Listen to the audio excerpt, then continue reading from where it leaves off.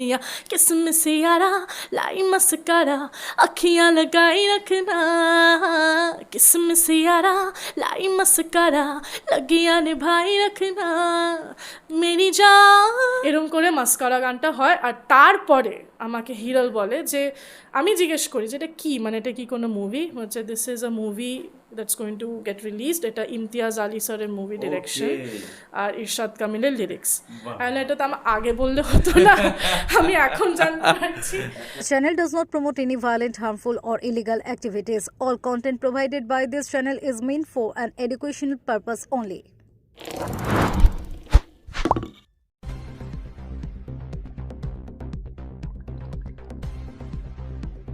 ব্যান্ডেল থেকে বলিউড, এআর রহমানের সুরে ইমতিয়াজ আলীর ছবিতে কণ্ঠ, হুগলির নীলাঞ্জনার নতুন সাফল্য, হুগলির ব্যান্ডেলের মেয়ে নীলাঞ্জনা ঘোষ দস্তিদার। আরও একবার বাংলার মুখ উজ্জ্বল করলেন তিনি। আন্তর্জাতিক খ্যাতিসম্পন্ন সুরকার এআর রহমানের সুরে এবং পরিচালক ইমতিয়াজ আলীর নতুন ছবি मैं वापस आऊंगाর গান মাস্কারাতে কণ্ঠ দিয়ে তিনি এখন জাতীয় স্তরে প্রশংসিত। সঙ্গীত শিল্পী পরিবারে বেড়ে ওঠা নীলাঞ্জনার শুরুটা ছিল ব্যান্ডেল থেকেই। গানের পাশাপাশি বাবার অনুপ্রেরণায় বেস গিটার শেখেন এবং কঠোর পরিশ্রমের মাধ্যমে নিজেকে প্রতিষ্ঠিত করেন। 2020 সালে সমাজ মাধ্যমে পোস্ট করা একটি বেস গিটার পারফরমেন্সের ভিডিও দেখে এআর রহমান টিম তার কাছে কাজের প্রস্তাব পাঠায়। এরপর থেকেই রহমানের লাইভ কনসার্টে নিয়মিত বেস গিটারিস্ট হিসেবে কাজ করছেন তিনি। একটি লাইভ অনুষ্ঠানে তার গান শুনে মুগ্ধ হন এআর রহমান। সেখান থেকেই সুযোগ আসে বলিউডে প্লেব্যাকের। প্রথমে ডেমো ভেবেছিলেন, কিন্তু শেষ পর্যন্ত ছবির চূড়ান্ত সংস্করণেও তার কণ্ঠই রাখা হয়। গানের মুক্তির অনুষ্ঠানে পরিচালক ইমতিয়াজ আলী নিজে তাকে অভিনন্দন জানান। বর্তমানে তেঘরিয়ায় বসবাস করলেও নিজের শিকড় হুগলির ব্যান্ডেলকে আজও সমান গর্বের সঙ্গে বহন করেন নীলাঞ্জনা।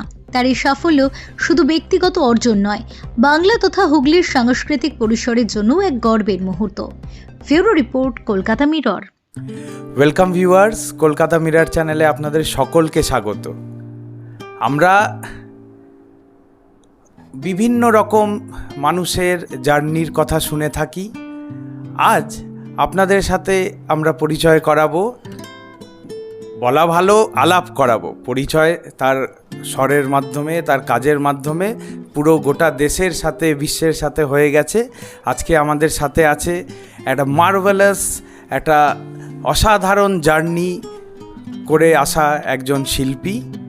আমরা বলতে পারি ফ্রম ব্যান্ডেল টু বলিউড, এবং অবশ্যই তার বিভিন্ন রিসেন্ট কিছু আউটস্ট্যান্ডিং কাজের জন্য আমরা তাকে অবশ্যই এই নামে ডাকতেই পারি, the mascara girl, the mascara voice of Bollywood, the new sensation, miss Nilanjana Ghosh Dastidar. নমস্কার। নমস্কার। প্রথমত নীলাঞ্জনা দি, কলকাতা মিররকে সময় দেওয়ার জন্য অসংখ্য ধন্যবাদ। অ্যান্ড প্রথম প্রশ্নটাই হলো আপনার কাছে, কেমন লাগছে অ্যাবাউট দ্য মাস্কারা থিং? মানে খুবই ভালো লাগছে, আর খুবই আশা করিনি যে এরকমভাবে ভালোবাসা পাবো সবার। মানে সবাই যেরকম রিয়াকশন দিচ্ছে, সবাই যেরকমভাবে আমাকে মেসেজেস করছে, রিলস দেখছি আমি, আমার নিজের খুব আনন্দ লাগছে। একটু খুঁতখুঁতানি তো থাকেই, একটা যেন আর্টিস্ট যা একটু ভালো করলে ভালো হতো বিষয়টা, বাট ভাবিনি, আমি একদমই ভাবিনি, আশা করিনি। আর এটা আমার জন্য একটা বিশাল বড় একটা অনারেবল আর একটা গ্রেটফুল মোমেন্ট যে এরকম সুযোগ আমাকে দিয়েছেন রেহমান স্যার, অ্যান্ড কনসিডার করেছেন Imtiaz Ali sir, Ershad Kamil sir. So I am very much grateful to them, and খুবই অনার্ড। আর আরও ভালো করতে হবে ফিউচারে, ওটাই একটা বিশাল বড় পুশ, যেরকম রিয়াকশন পাচ্ছি আর কি, ওটাই এটা। এই একদমই তাই। এই মুহূর্তে গোটা বিশ্ব, গোটা দেশ যেই গানে, যেই সিনেমার মেতে উঠেছে मैं वापस आऊँगा, তো मैं वापस आऊँगा ইমতিয়াজ আলীর ডাইরেকশানে, দ্য এআর রহমানের মিউজিক ডাইরেকশানে, এবং সেই সিনেমার মাস্কারা সব থেকে পেপি এবং সব থেকে মনোরম একটি গান হয়ে উঠেছে, এবং ইউথের কাছে এটার একটা অসাধারণ একটা রেসপন্স পাওয়া যাচ্ছে। তো সেটা নিয়ে আপনি কি বলবেন?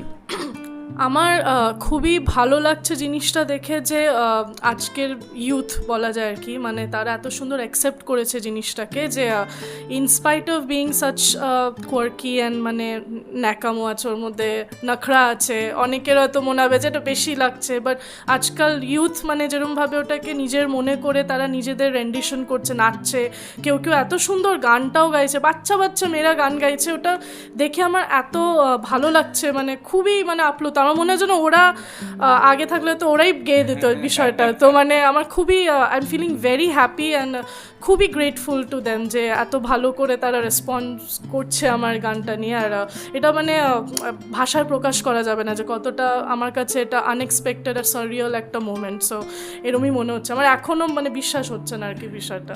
Well, absolutely. You deserve to be happy for the happiness you have spread through your voice. এবং সেই জায়গায় বলা ভালো যে এই জার্নি, এই গানের যে জার্নি, সেটা কিন্তু শুধুমাত্র গানে সীমিত থাকেনি। এর আগেও বিভিন্ন রকম বিভিন্ন বিষয়ে উনি কিন্তু সঙ্গীত নিয়ে চর্চা করে গেছেন। আমরা ওনার মুখেই শুনে নেব ওনার এই গোটা জার্নি এবং আর রহমানের সাথে ওনার যে কোল্যাবোরেশন, এবং আজ বহুদিন ধরে উনি কিন্তু আর রহমান স্যারের সাথে কাজ করছেন, সবটাই আমরা ওনার মুখেই শুনবো। আপনি যদি একটু আপনার এই পুরো জার্নির ব্যাপারে আমাদের জানান। নিশ্চয়ই। সো আমার জার্নি শুরু হয় প্রথমে অ্যাজ আ ডান্সার, নাচ করা নিয়ে। হ্যাঁ, সো আমি যখন মনেও নেই কত বয়স ছিল, 2002-03 হোশ জ্ঞান ছিল। আমার মা বললো যে বাঙালি ফ্যামিলিতে একটু নাচ গান কালচার থাকবেই থাকবে, এটা ম্যান্ডেটরি একটা। সো বাড়িতে এমনি আমার বাবা বেস গিটার বাজায় আর গিটার বাজাতো, মা তো রবীন্দ্রসঙ্গীত সিঙ্গার, সো হারমোনিয়ামে একটা বাড়িতে একটা মিনি কনসার্টের একটা অ্যাম্বিয়েন্স ছিলই সবসময়। সো আমার ভাল লাগতো শুনে। তারপর নাচ করতাম আর ভারতনাট্যম শিখলাম, পরীক্ষাও দিয়েছিলাম, বাট একদম মানে আমি পারতাম না, আমার একদম ভালো লাগতো না বিষয়টা। সো আমি একদিন মাকে অনেক জোর করে বললাম যে আমি যাব না। আমি আলনার পেছনে দাঁড়িয়েছিলাম যে আমার একদম ইচ্ছা করছে না, আমাকে প্লিজ নিয়ে যেও না, আমি গান শেখাও। তো ন্যাচারালি মা তো খুশি হলো, ওটা শুনেছে গান শেখাবো। এবার বিষয়টা হচ্ছে গানের সুরের তো একটু মিনিমাম গলাটা থাকতে হবে, তো সেটা আমি কোনোদিনও ডিসকভার করিনি। আমি গাইতাম নিজের মনে। আমার মনে আছে একদিন আমি আই থিঙ্ক কিছু একটা করতে গিয়ে জিনে কে হ্যাঁ 4 দিন গানটা জোরে জোরে গাইছিলাম, তখন খুব বেরিয়েছিল, একদম ট্রেন্ডিং সং ছিল। সো ওটা শুনে মায়ের মনে হলো তো সুর আছে, মানে সারেগামা পাদে নিসাও করে নিতে পারে ভালো, তো মা প্রথম হাতে করি আমার শেখায়। তারপরে ডক্টর শুভদীপ নাগ, আমি ওনার কাছে ভর্তি হই। He played a huge role in my life, আমার গানের জগৎটাকে আরও বড় করার জন্য।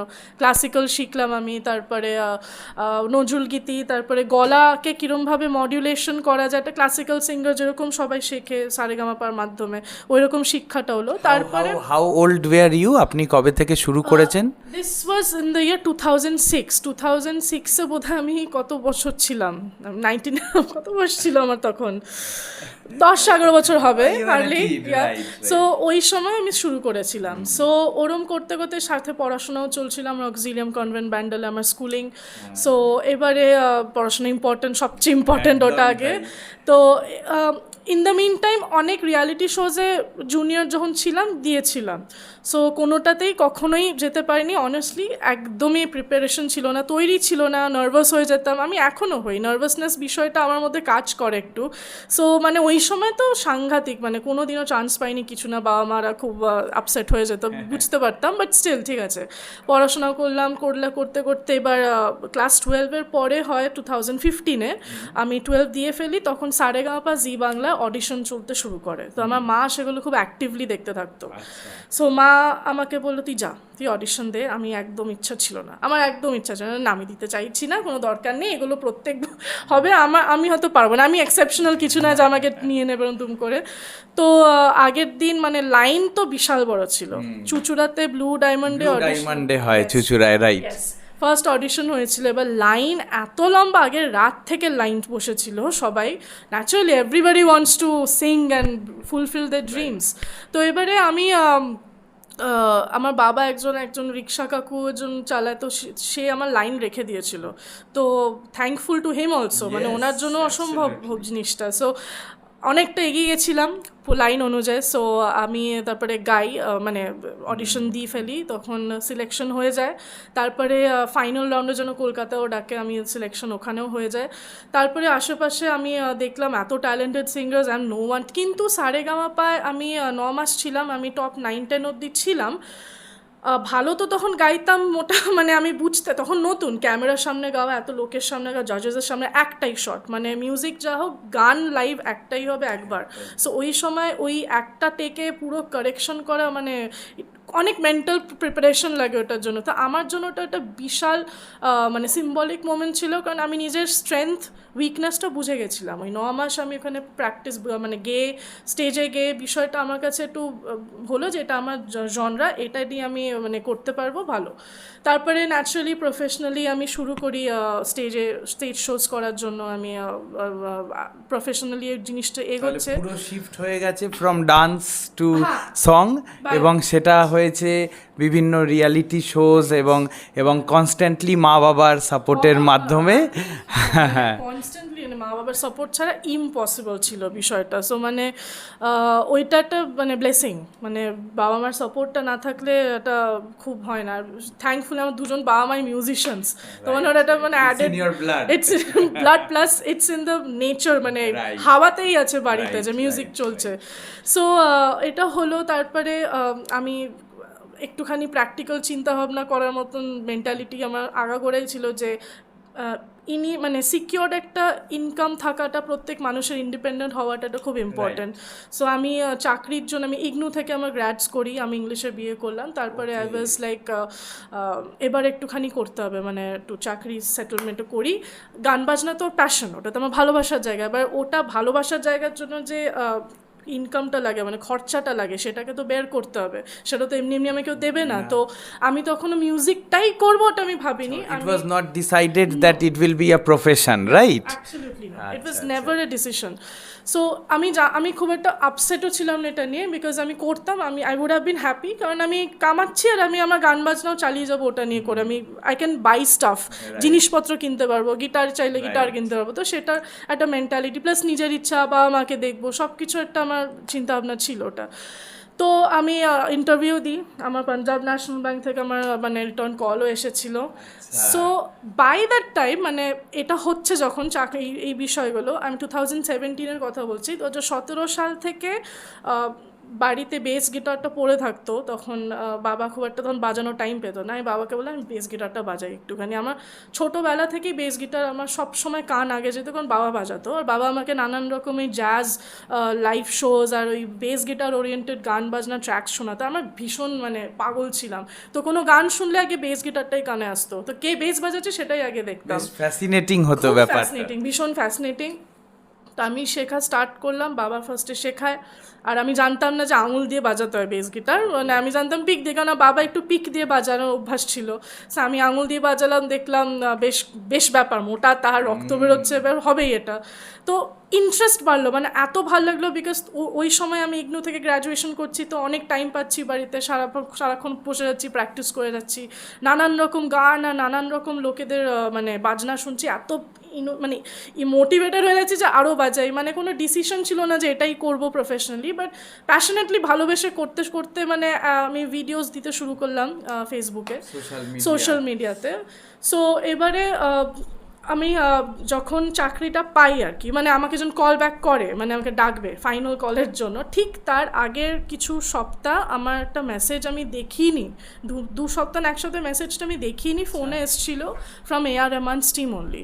সো ওটা একজন টেক্সট করে বলে যে এরকম তুমি কি ফ্রি আছো, and would you be interested to play with A R Rahman sir, Dubai আর দিল্লিতে প্রথম 2টো শোজ, এটা 2021 সালের কথা বলছি। তো আমি তো আকাশ থেকে পড়ছি, এ আর রহমান, আমি ভাবতেও পারিনি, আমি হলো এটা কি ফেক নাকি কি। তো আমি একটু প্রসেস করলাম, না দেখলাম এটা সত্যি, কারণ তার আগেও আমার কথা হয়েছিল ওনার সাথে, রঞ্জিত ব্যারট, যিনি আমাকে অপরচুনিটিটা করেই দেয় আর কি বলতে পারো। মানে ও আমাকে সোশ্যাল মিডিয়ায় দেখেছিলেন, ও ওনারই এক student Hitesh Modak, he is a Marathi music director. ও আমাকে নোট মানে স্পট করে আমার কন্ট্যাক্টটা আর আমার ব্যাপারে রঞ্জিত স্যারকে বলে, বা রঞ্জিত ব্যারট স্যার আমার কল ব্যাক করে, আমার বললো যে কেমন আছো। দিস হ্যাপেন্ড 2020-তে, মানে আমি টাইম লাইনটা বলছি, 21 সালে যখন প্রথম পাই, 20 সালে আমার রঞ্জিত স্যারের সাথে কথা হয়েছিল। সো রঞ্জিত স্যার নিউ যে নীলাঞ্জনা বলে কেউ আছে এরকম, আমি ঠিক আছে। সো 21 সালে তারপরে এই মেসেজটা আমি যখন দেখলাম, আমি রিপ্লাই করলাম, তারপরেই আমাকে রঞ্জিত স্যার কল করেন, বলেন যে এরকম আছে তুমি করো। তখন আমি বুঝলাম আচ্ছা না সত্যি হচ্ছে, মানে কান্নাও পাচ্ছে, এক্সাইটেডও লাগছে, বিশাল ভয় লাগছে। মানে 40টা গান এরকম কোনো দিন আমি প্রিপেয়ার করিনি, যেরকম গান বাজিয়ে এরকম 40টা গান একদম, আর এআর রহমানের সাথে বাজেছি, it's not a joke. So আমাকে ওভার প্রিপেয়ার করতেই হবে বিষয়টা নিয়ে। আমি ভালো করে প্রিপারেশন করা স্টার্ট করলাম। রঞ্জিত স্যার বললো কোনো অসুবিধা নেই, ইউ ডু ইয়োর থিং, তুমি নিজের মতন করে বাজাও, তুমি চলে আসো। তো আমি যখন প্রথম স্টেজে উঠলাম, এটা কোথায় ছিল? এটা ছিল দিল্লিতে ছিল। তো সো এবার ওইখানে আমি তোমার যখন উঠলাম, মানে রিহার্সালে যখন আমি ছিলাম, তখন সবার সাথে আলাপ হলো, মিউজিশিয়ানসের সাথে, রঞ্জিত স্যারের সাথে দেখলাম, কারণ ওনার তো কাজ সবাই আই থিঙ্ক মিউজিক ইন্ডাস্ট্রিতে আমরা জানি, ইজ অ্যান লেজেন্ডারি পার্সন। হাম্মা হাম্মা গান, পরম সুন্দরী সব প্রোগ্রামিং ওনার করা। সো ইটস লাইক মানে ওয়াও। তো রঞ্জিত স্যারকে বললাম কী বলবো, মানে এনাদের সামনে দাঁড়িয়ে থাকলে না মুখ খুলতে চায় না ইউজুয়ালি। আমি বললাম যে ঠিক আছে আমি বাজাচ্ছি, I am trying my best, আমি কোনটা ভুল করলে আমি প্লিজ গাইড করো। আচ্ছা কোনো ব্যাপার না। প্লাস যখন রিহার্সাল হলো, শেষ হয়ে গেল, তখন আমার মনেই হলো না যে আমি নতুন কেউ, আমাকে ওরকম করে ফিলও করতে দেয়নি আজ অনেক দিন ধরে বাজাচ্ছি। In fact that's the nature of legends, right? They make you feel so comfortable. Exactly, that's how it should be. আর ভালো লাগে, মানে আরও বেশ মোটিভেটেড আর ইনোভেটেড বিষয়টা হয়ে যায়। তো আমি ভাবলাম যে ঠিক আছে, তার মানে হলো, মানে রিহার্সালটা হলো কোনো রকম। তারপর দেখলাম রহমান স্যার স্টেজ থেকে নেমে আসলো, মানে উনি যেখানে থ্রোনটা থেকে উঠে আসছে, আমার বললো যে from Kolkata. Yes sir, I am from Kolkata. প্রণাম করলাম। তারপর বললো যে all rasgullas, I love rasgulla, সব বললো এটা কিছু। আর রহমান স্যার এত আস্তে কথা বলে না, মানে এত ভলিউমটা এত আস্তে যে মাঝে মাঝে ইচ্ছা করে কী বলছে একটু ভলিউমটা বাড়িয়ে দিয়ে শুনতে পাচ্ছেন। ইজ ভেরি সফট স্পোকেন, হাম্বল গায়। আর যখনই আসে মানে মনেই হয় না যে রহমান স্যার আসছেন, মনে হয় যেন একজন আমাদের কোনো জেঠু কাকু এসে বসে আছে, কোনো ফ্ল্যাশ জামা কাপড় নেই, একদম একটা জামা পরে মাস্ক পরে করে বসে খালি গান বাজনা করছে সারা একেবারে। সো হট করে বোঝা যায় না কখন স্যার ঢুকছে। সো বললো যে sir welcome to the band, আর রঞ্জিত স্যারও খুব খুশি লাগে, তো প্লাস ওয়েলকাম। তো ওভার দ্য টাইম ওদের সাথে যে রিলেশনশিপটা একটা ব্যান্ডের সাথে হওয়াটা, মানে যখন অ্যাক্টিভলি তাদের সাথে ট্যুর করছি, শোজ করছি, ওটা এতটাই ফ্রেন্ডশিপের একটা গঠন হয়ে গেছে যে এখন একটা ফ্যামিলি হয়ে গেছে। মানে আমরা ভাবতে পারি না একে ছাড়া ওকে ছাড়া ছট করে। সো আমাদের তখন 2021-22 আমাদের একটা ট্যুর হয়েছিল, ইউএস ট্যুরে গেলাম। অনেক দিন ধরে রঞ্জিত স্যারের সাথে আরও বেশি কথা হলো। তারপর রহমান স্যার আমাকে ওই ট্যুরে বলেছিল ছাইয়া, আমি বিকজ আমার কথা রঞ্জিত স্যারই বলেছিল রহমান স্যারকে যে মানে এরকম আছে একটা মেয়ে, উড ইউ ওকে ট্রাই করা যেতে। হ্যাঁ, তো ওই জ্যাজ গানটা শুনেই আমার বাজাচ্ছি আর গাইছি, ওটা শুনে রহমান স্যার ওয়াজ লাইক না ঠিক আছে ওকে নিয়ে আসো। তো ওইখান থেকে স্যার জানতো যে আমি গানটা গাই। সো আমাকে রিহার্সালে ইউএসএ যাওয়ার আগে আমাকে বলেছিল তুমি একটা গান গাও, আমি গেয়ে দিয়েছিলাম। তো স্যার একটা রহমান স্যারের একটা সাংঘাতিক কোয়ালিটি, ডেফিনেটলি বলবো, এটা আমি খুব ছোটো মুখে বড় কথা আর কি, বাট উনি বোঝেন যে কার গলায় কীরকম জনরা বসে, একদম তার স্ট্রেংথ কোনটা সেটা একদম বুঝে যায়। আর নিজেকেও সেটা কমফোর্টেবল আরামে লাগছে, হ্যাঁ ঠিক এটাই আমার কমফোর্টেবল জোন। তো আমাকে বলেছিল ছাইয়া গানটা যে ইন্ট্রোডাকশন মানে যে ফিমেল পার্টসগুলো যেগুলো, ওই মেয়ের পার্টটা আমায় গাইতে বললো, আমি গাইলাম। প্রত্যেকটা শোতে আমি ওটা গাই। পটাখা গুড্ডি বলে একটা গান আছে ওনার, ওটা আমি আর রক্ষিতা বলে একটা আমরা দুজনে আমি বাজি আর ও গায়। আর তুহিরের একটা সেগমেন্ট আমি গাই, আর ওই সেগমেন্টটা একটু অন্যরকম হয়, একটু অনেকটা নিচু স্কেল, এমনিতে তো একটু মানে মেয়েদের জন্য একটু উপরে। তো আমাকে বলে তুমি তোমার ওই স্কেল জোনটায় গাও, তো অন্যরকম একটা অ্যারেঞ্জমেন্ট হয়। তো ওই সূত্রে রহমান স্যার জানলো যে আমি গানটা গাই। আর স্যারের বলতো স্যার মানে যে ভালো গলা, ইউ শুড সিং মোর, আরও গাওয়া উচিত, এরকম প্রায় বলতো স্যার এনি টাইম গানটা মানে গাওয়া যেতে পারে কি, মানে যখন বলবেন আমি আছি। সো ওরমভাবেই ওই জন্য মানে মাস্কারা গানটার জন্য আমার কথা ভেবেই উনি আমাকে আর কি। তো তাহলে বেসিক্যালি জার্নি শুরু হলো উইথ দ্য গিটার, এবং সেটা চলে গেল টু দ্য ভোকালস, এবং সেই জায়গা থেকে দেন মাস্কারা হ্যাপেন, রাইট? এই মাস্কারা গানটা এমন একটা ক্রেজ তৈরি করেছে যেটা মানে আমরা বলে বোঝাতে পারবো না, মানে you can feel it, right? What's happening around it, and the movie is outstanding definitely, Imtiaz Ali, right? তো এই মাস্কারা গানের ব্যাপারে উনি আপনাকে A.R. রহমান কিভাবে অ্যাপ্রোচ করেছিলেন, বা কি ফর্মালি কোনো অ্যাপ্রোচ করে ট্রেনিং করিয়ে করা হয়েছে? হ্যাঁ, সেটা যদি একটু শেয়ার করা যেতে পারে। নিশ্চয়ই। প্রথম কথা তো ক্রেজ যেটা হয় গানের, ওটা পাবলিক করে দেয়, আমরা তো জাস্ট কাজটা করে দেয়, বাকিটা ওরা ডিসাইড করে ক্রেজ হবে কি হবে না। বাট আমরা আমাদের কাজ করে দিই, আমিও সেরকমভাবেই কাজ করেছি। তো বিষয়টা হচ্ছে 2022 সালে আমরা একটা US ট্যুরে গেছিলাম। তো এবার ট্যুর করতে করতে মাঝখানে আমরা ফ্লোরিডা বলে একটা জায়গায় আমরা থেমেছিলাম, আমরা একটুখানি স্টে করেছিলাম ওখানে। এবারে হঠাৎ দুপুরবেলা আই থিঙ্ক তখন আমাকে রহমান স্যার অ্যাসিস্ট্যান্ট, ও আমাকে ডাকে, বলছে Rahman sir is calling you. আচ্ছা ঠিক আছে, ওকে কি গানের বিষয়, মানে কোনো আমাদের মানে লাইভ শো যেগুলো আমরা করছি ওই বিষয়ে কিছুটা হবে। আমি যাচ্ছি, গেলাম, গিয়ে দেখছি ওই হোটেলের যেই রুমগুলো হয়, যেগুলো জয়েন্ট রুম থাকে, দরজা থাকে মাঝখানে, ওটা একটা বুক করা, সবাই বাইরে সবাই অ্যাসিস্ট্যান্ট বসে আছে আর 2-1 বসে আছে। আর ভেতরে গেলাম, ভেতরে দেখলাম বিছানা যে ম্যাট্রেসগুলো যেগুলো আছে, ম্যাট্রেসগুলো দেওয়ালে লাগিয়ে সাউন্ড প্রুফ করা হয়েছে। হ্যাঁ, দিয়ে পুরোটাই অন্যরকম ইনোভেশন। ঢুকেই দেখছি স্যার বসে আছে, হিরল বলে একটা মেয়ে আছে, ও দারুণ গানও গায়, আর প্লাস ও সাউন্ড রেকর্ড, মানে আমাদের রেকর্ডিং ইঞ্জিনিয়ার বলা যায়। তো ও বসে আছে, আর স্যার বসে ছোট্ট একটা মিডি কিবোর্ড আর ল্যাপটপে বসে কাজ করছে একটা ট্র্যাকের ওপর। আমি শুনছি এই ট্র্যাকটাই বাজছে, বাট মানে খাপে খাপে শুনছি যেরকম বাজছে, উনি কিছুটা কোয়ার্ড প্রোগ্রেশনে স্টেজে ছিল তখন গানটা। আমি বসে আছি, আমি ভাবলাম তাও কিছু একটা কথা হবে। আমি হিরল বলে মেয়েটাকে জিজ্ঞেস করলাম পাশ দিয়ে, বলছি কি হচ্ছে, মানে ইজ সামথিং হ্যাপনিং? তখন বলছে ইয়েস, তোমাকে গান গাইতে হবে। যে আচ্ছা ঠিক আছে, ওকে বেশ। তো একটা মাইক ছিল, কন্ডেন্সার সব মানে ফিল্টার এরকম রাখা, আর ঠিক আছে ওকে গান গাইবো, কোনো ব্যাপার না। তখন আমাকে বললো আমি তোমাকে লিরিক্স পাঠাচ্ছি, হিরল মেয়েটা আমাকে লিরিক্স পাঠালো হোয়াটসঅ্যাপে। তো আমি দেখলাম কিসমিস ইয়ারা লাইমে কথা। এবার আমি মানে কি গানটা তো মানে অনেকে আমাকে তাও বলে যে এটা বলতে নেই, মানে সবাই ভালো বলবে সেটা না, কেউ কেউ তো ডেফিনেটলি ক্রিটিসাইজ করবেই, দ্যাটস অলসো গুড, মানে শোনা ভালো। যেটা কি মানে এটা বোঝা যাচ্ছে না, আমার ওই স্টেজ যেটা মানেটা কি, কিসমিস ইয়ারা লাই মাস্কারা, মানে যে জিবারিশ, মানে এটা হচ্ছে আবল তাবল যেটাকে বলা হয়। তো আমাকে সিনটা বোঝালো তখন, যে এরকম একটা সিন, আমি তখন বুঝছি যে আচ্ছা কোনো একটা মুভি বা কোনো একটা ভিজুয়ালের কিছু একটা গানটা যাচ্ছে। তো আমাকে বললো একটা তোমাকে মেয়ে একটা গাইছে, তো পুরোনো দিনের মেয়েটা একটু লজ্জা পাচ্ছে, একটু মিষ্টি হাসছে, একটু নাকামো করছে, নাজাকাত যেটা বলে, ওই রকম একটা তোমাকে ইমোশন দিয়ে একটু গানটা ভাবতে হবে, একটা জিবারিশ। আর মাস্কারা মেয়েরা পড়ছে একটা অন্যরকম তাদের মানে এক্সপিরিয়েন্স। তো স্যার যখন কাজটা করে উঠলো, স্যার আমাকে বললো যে চলো Niranjana you sing this song. তো এটাকে ওরমভাবে মনে করে গাও যে আশা ভোসলে যেরকম আদা যেরকম নখরা ওইসব করতো গানে, তো ওই হ্যাঁ লতা নাশাজি, ওই যে নখরাটা ওইটাকে মাথায় রাখো, দিয়ে নিজের মতন করে গাও, নিজের ভয়েসে গাও।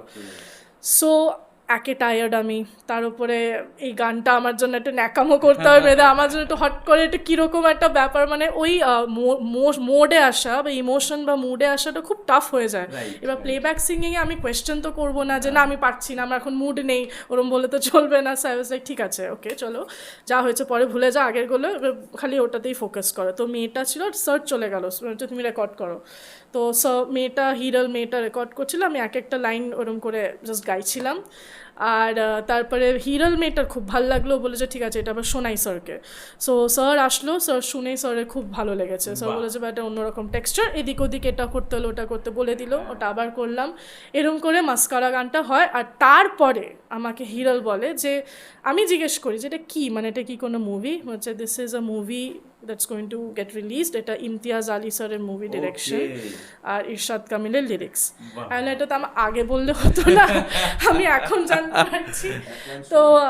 তো আমি মানে মানে কী বলবো, মানে আমি খুবই স্টান্ড হলাম শুনে, হচ্ছে বাহ বিশাল ব্যাপার। তো সেই গানের ওই মুহূর্তটা যদি আমরা রিলিভ করতে পারি আমাদের দর্শকদের জন্য, যে সেই দিন সেই সময় যে প্রথমবার যে গাওয়া হয়েছিল, তো সেটার যদি আমরা দুটো লাইন যদি একটু শুনতে পারি। একদম একদম। किस्म से यारा लाई मस्करा अखियां लगाई रखना, किस्म से यारा लाई मस्करा लगियां निभाई रखना, है हम रहेंगे यूं ही है हाय बैरिया, किस्म से यारा लाई मस्करा अखियां लगाई रखना, किस्म से यारा लाई मस्करा लगियां निभाई रखना, मेरी जान मेरा तेरे नाल नाल रहना, मेरी जान मेरी हाँ तेरे नाल नाल रहना, किस्म से यारा लाई मस्करा अखियां लगाई रखना, किस्म से यारा लाई मस्करा लगियां निभाई रखना। Outstanding, really outstanding, scintillating, and you are A.R. Rahman find, right? So that's a cherry on the cake, right? তো তারপর ফাইনাল প্রোডাকশন এবং তারপরে ইমতিয়াজ আলী স্যারের সাথে কি কোনো সময় ইন্টারঅ্যাক্ট করার সুযোগ হয়েছে? হ্যাঁ, মানে খুবই অদ্ভুতভাবে। তাও আমি আমার বাড়ি চলে এসি, মানে আমার ব্যান্ডেল আমি এসে কদিন থাকছি, তো একদিন রাত্রেবেলা 12:30 নাগাদ আমি হিরল মেয়েটাই আবার কল করে, বলে যে তোমাকে এক্ষুনি একটা গান, এই গানের মধ্যে আরও 4টে লাইন অ্যাড হয়েছে, এটা রেকর্ড করতে হবে, পারবে? আমি যে হ্যাঁ নিশ্চয়ই আমি করে দিচ্ছি, সেট আপ আছে, করি। তো ওখানে বসে আসলাম, সেট আপে যেই আমি অন করলাম সব কিছু, ভিডিও কল করে হিরল। তো আমি তুলেই আমি ভাবলাম হিরল থাকবে, দেখছি ইমতিয়াজ স্যার বসে, ইরশাদ কামিল স্যার বসে, my god, wow, outstanding, Rahman sir বসে আছে পিয়ানোর পেছনে। অ্যান্ড তখন ইমতিয়াজের সাথে প্রথম আই থিঙ্ক আমার দেখা হলো ওইখানে ভায়া ভিডিও কল। স্যার বললেন যে মানে খুবই ভাল লাগছে তোমার গলা, we are just loving your voice, মানে থ্যাংক ইউ সো মাচ, খুব বিশাল ব্যাপার for me, honourable moment. So আমি চেষ্টা করছি 4টে লাইন আমি তখন গেভ দিলাম। সো ওইটা হয়ে গেল, ওইটা আমার ইমতিয়াজ আলীর সাথে আমার প্রথম। বাহ। তো এই যে journey, it's like a dream journey. And আমরা যদি একদম খুব সংক্ষেপে জেনে নিতে পারি যে what's your next plans ahead after the massive success of this song, what's your next plans ahead, and এর পরবর্তী A.R. রহমান স্যারের সাথে আরও আমরা কি অবশ্যই আমরা চাইবো যে আমাদের গর্ব, আমাদের জেলার গর্ব তুমি, তো সেই জায়গা থেকে we will like to hear you more, right?